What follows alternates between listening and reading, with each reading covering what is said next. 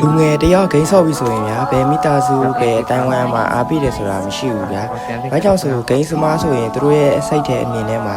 ဒီလူဟာအချိန်ကုန်နေတာပါဂိမ်းနဲ့ပဲအချိန်ကုန်တာပါပြီးတော့ဂိမ်းနဲ့ကိုပတ်စံနေထည့်ပြီးပတ်စံဖြုံးနေတာပါလို့ပဲလူအများစုကတော့မြင်ကြတယ်ဗျတကယ်တော့ကျွန်တော်တို့ဂိမ်းဆော့ရဆိုတာဗျာကျွန်တော်တို့အလုံးလုံးတဲ့နေရာမှာစိတ်ပင်ပန်းစရာတွေရှိမယ်ပြင်ပလောကမှာစိတ်ရှုပ်စရာတွေရှိမယ်ဗျာအဲ့ဒီຢာတွေပေါ်မှာကျွန်တော်တို့စိတ်ထွက်ပေါက်တစ်ခုဖြစ်ဖို့အတွက်ဒါဂိမ်းဆော့ရတာဗျာအခုလိုပြောလိုက်တယ်လေကျွန်တော်ကဂိမ်းမဲ့နံပါတ်1ဂိမ်းကအရာရာလို့ကျွန်တော်ကပြောချင်တာမဟုတ်ဘူးဗျာသူ့နေရာနဲ့သူပေါ့ဗျာဂိမ်းဆော့ချိန်မှာဆော့မယ်ကျွန်တော်တို့အလုံးလုံးချိန်မှာလုံးလုံးမယ်ဗျာအဲ့လိုသူ့အကန့်အကန့်လေးနဲ့ခွဲလိုက်မယ်ဆိုရင်ကျွန်တော်တို့ဂိမ်းဆော့တာကောင်းတဲ့ချက်တွေအများကြီးတော့ရှိတယ်ဗျာကျွန်တော်တို့ပထမဆုံးဂိမ်းဆော့တာဗျာကျွန်တော်တို့ညံရီဖွင့်ပြိုးနိုင်တယ်ဗျာကိုယ့်ရဲ့အိမ်ကိုယ့်ရဲ့ခါမှာနေပြီးတော့ဂိမ်းဆော့တာဗျာကျွန်တော်တို့အပြင်မှာရှောက်သွားနေတဲ့လူတွေရဲ့ဆိုင်တော့ကျွန်တော်တို့အန်နီရကင်းတယ်ဗျာနောက်ပြီးတော့ဂိမ်းဆော့ယူပတ်စံကုန်တယ်ဆိုတာကတော့ဗျာ